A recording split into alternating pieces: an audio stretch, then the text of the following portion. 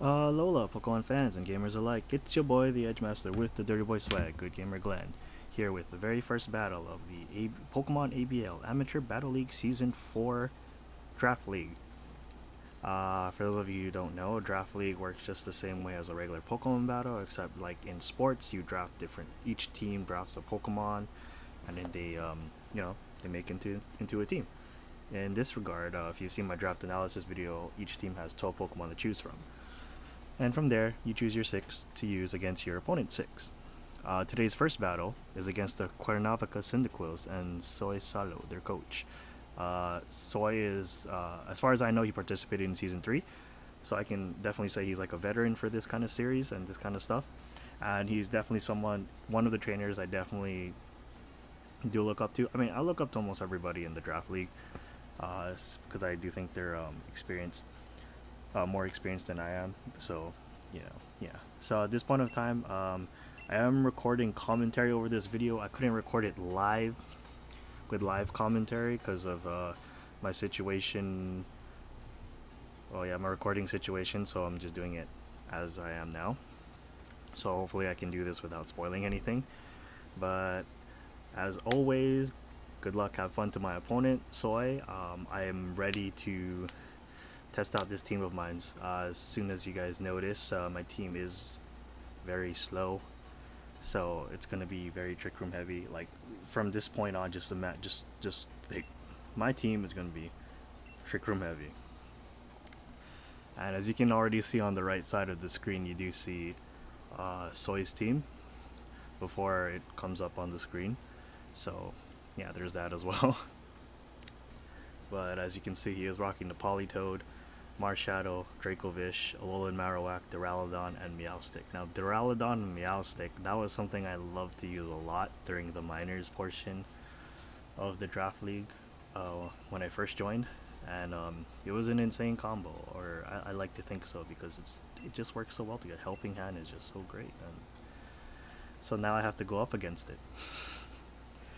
And also, for those people that don't know Soy as well, he did use Hatterene in Season 3 as well for his Gmax captain. Oh, while we're waiting as well, I should explain it. So each team is allowed to have one restricted Pokemon, which is basically a legendary Pokemon, excluding Silvally, and one Gmax Pokemon. One Gmax. Yeah, one Gmax Pokemon. So as you can see on my side, I do have Gmax Machamp and Hatterene, but you're only allowed to Gmax one of those. Machamp fell under my free pick, that's why I'm able to Gmax him, but like I said, you're only able to Gmax one of those Pokemon. So any Pokemon that's in the Gmax tier are the only ones that can Gmax or Dynamax, I should say. Because in this case, from Soy's team, you definitely don't want to really Gmax Duraludon. I don't know why they put that for his move, his Gmax move. Like, I guess it's okay for stall teams, but it's not like the best thing to use, in my opinion. So just Dynamaxing Duraludon regularly is like the best. You can see my items, the one with Psychic Seed for Melmetal, the Jack Button, Mental Herb, Focus Sash, Assault Vest, and Eviolite, which is pretty much staple on Dusclops. And yeah, I don't know if the audio is going over my voice. I'm just going to lower it down a little bit just in case, because I'm really not sure. Just enough so that you guys can still hear it and you guys can still hear me at the same time. But his starting lead is indeed the Meowstic and the Duraludon. And I go with a very staple lead of my own, which is Hatterene and Indeedee. Let's see where this takes me.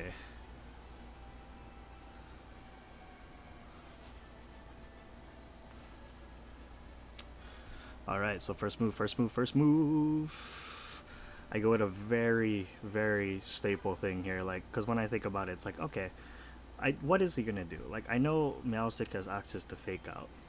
I know it has access to Taunt. So I was like, okay, Fake Out shouldn't work because it's on a Psychic terrain. So there's no way I can't possibly not be able to use Trick Room, right? Oh, it's called Dragonzord. I just realized that.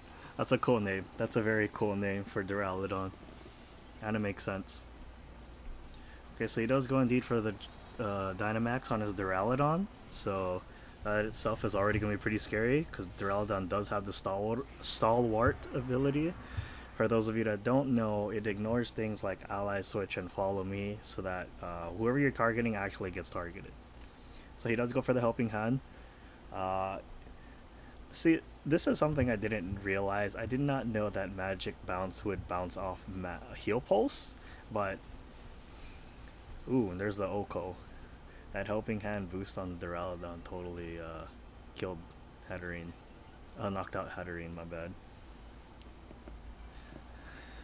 Ooh, and that's the first point to Soy already. Okay, so during this point in time, I wasn't sure what exactly I was going to do, per se. So I wasn't sure who to bring out. But I think at this point, yeah, we really wanted to get Trick Room up. I was kind of desperate for it, so I sent up Hwaryun. Dusclops was another Pokemon I had during the ABL Minors division, and it worked out pretty well for me, so I thought I could pick it up again. So I do go for the Expanding Force here. But I think I'm trying to figure out, okay, who am I going to damage? Then that's when I realized later that in Psychic Terrain, Expanding Force actually hits both Mons. So here comes the Imprison on the Meowstic. I totally forgot it could learn Imprison. So judging by that, that means it also knows Trick Room as well. So my Dusclops was not able to use Trick Room at all. So even with the Expanding Force, it still did quite a bit of damage to the Duraludon. So it makes me wonder what could have happened here. Well, he does get the second point, and DD is now gone. So as you can also see as well, Trick Room did not go off. So at this point in time, I'm wondering what the hell am I going to do?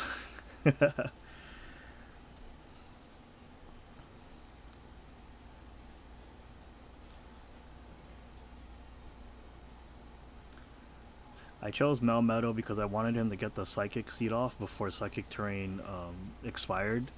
For those of you who don't know, I really gotta stop saying that. But if you don't know, Psychic Seed, yeah, when used on, it gets used when Psychic Terrain is on the field, and it boosts the user's special defense, or the holder's special defense, I should say. And yeah. So over here, I make like one of my bigger mistakes as well. I use Ally Switch in a match with a Duraludon with Stalwart.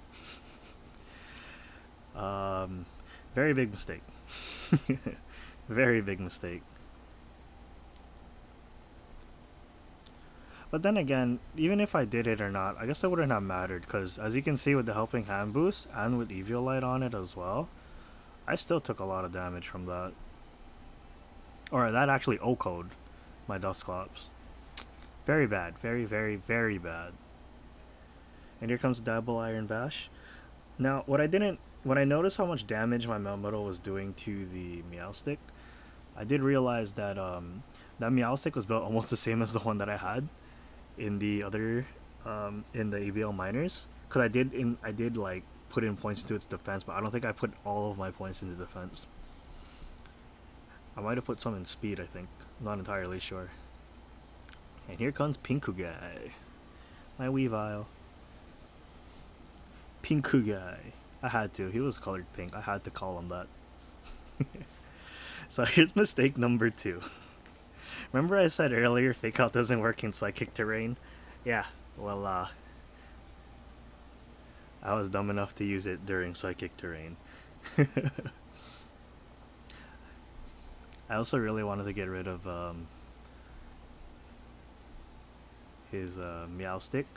I think I landed a lucky call on here too, because I did use Thunder Punch on it, and he did bring out the Politoed, so that's something. Yeah, see, protected by Psychic Terrain.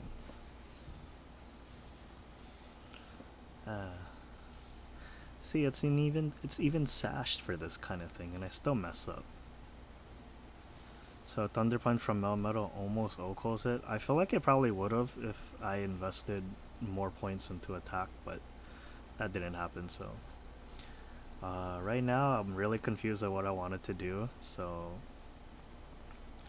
I tried going for Brick Break this time. Hopefully it would kill his Duraludon here. Oh wait, no I didn't. I went for Thunder Punch again.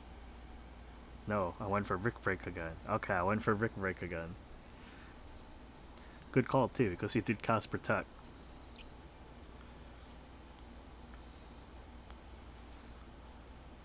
So Night Slash actually did quite a bit of damage, getting the crit as well. This is where things get a little bit surprising though. Ooh, he scored a crit back.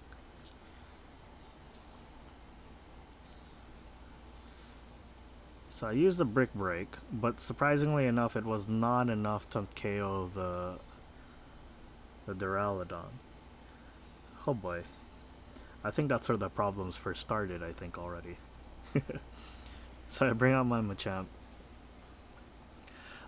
This Machamp is a little bit special. It does have no guard on, that's why I have Focus Blast on it, but it is a bit special. Wink wink nudge nudge. But I can't really do much in this case, because as you guys do know, I am running a heavy TR team, so my Pokemon are all slow, and my fastest guy is already KO'd, you know? So here comes the Bullet Punch, and it still doesn't kill his Duraludon. What Soy informed me of later, which I totally forgot, was the fact that he did use Max Steel Spike, so it did raise his defense one stage, so that's another reason why I didn't go through. If I remembered that, I probably would have clicked on the Focus Blast and it probably would have killed his Duraludon. I probably could have gotten another kill here. KO here, sorry. Ooh, Dracovish. See, this is already a scary mod. It literally outspeeds my team already. And knowing most Dracovish players, they probably have Choice Scarf on. So, you can imagine, in the rain, with Vicious Ren, and Stab, and Strong Jaw, and outspeeding my Pokemon. That's gonna do a heck lot of damage. So much so I even go for the Protect here. And he does switch out Dragon Sword. God, that name is so beautiful. And here comes his Marowak. Oh, you know, his Marowak probably has Lightning Rod, maybe.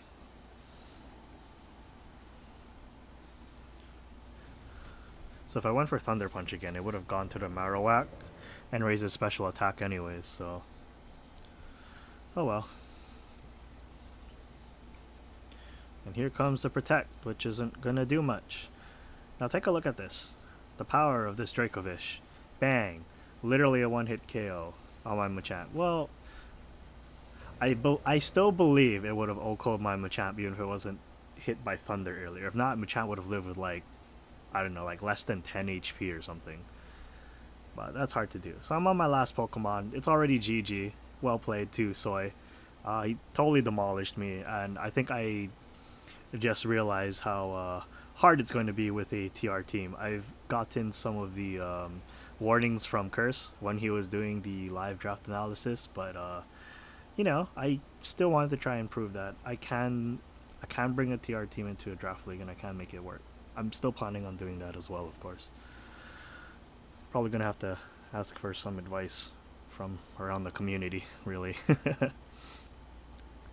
But yeah, that was the game. Once again, GG well played to Soy and the Cuernavaca Cyndaquils, and don't think I'll be facing them again during this whole entire draft league unless he makes it, you know, unless we both make it to like the playoffs or something. He has a better chance than I do, because my next 3 opponents are gonna be very hard, for sure. I think next week we challenge the NJ Brobats. I think he's also a first timer to the ABL. I'm not entirely sure, just like me. But yeah, I'm hoping for a great match there, and yeah, I'll try to see what I can do, fix my team a little bit, and hopefully make some better calls and not forget that Fake Out does not work at Psychic Terrain. I might be the new meme for this league, using Fake Out in Psychic Terrain. If that happens, that happens. In any case, guys, thanks for watching. This was your boy, the Edgemaster, with the Dirty Boy Swag, GoodGamerGlen, and I'll catch you all in the next video. Alola.